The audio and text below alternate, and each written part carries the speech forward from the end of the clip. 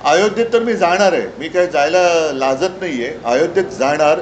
परंतु ज्या संपूर्ण देशाने ज्याच्यामध्ये महाराष्ट्राचा सहभाग मोठा होता, भाजपला दिल्लीत बसवलं, तो महाराष्ट्र आहे. तर महाराष्ट्रामध्ये सुद्धा हे आंदोलन व्हायला पाहिजे. महाराष्ट्र एकदा जागा झाला की संपूर्ण देश जागा होतो. त्याच्यामुळे पहिलं महाराष्ट्रातनं मी सुरुवात करीन आणि अयोध्येत पण जाईन ना मी.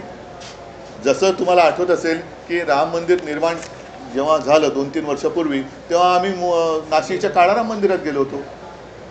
आणि म्हणून आमचं जे हिंदुत्व आहे, जे मी नेहमी सांगतो की अयोध्येत तर राम जन्मभूमी आहे, अयोध्येत राम मंदिर आहे, पण आमचा राम हृदयात आहे. हृदयात राम, हाताला काम आणि शेतमालाला दाम, हे आमचं हिंदुत्व आहे.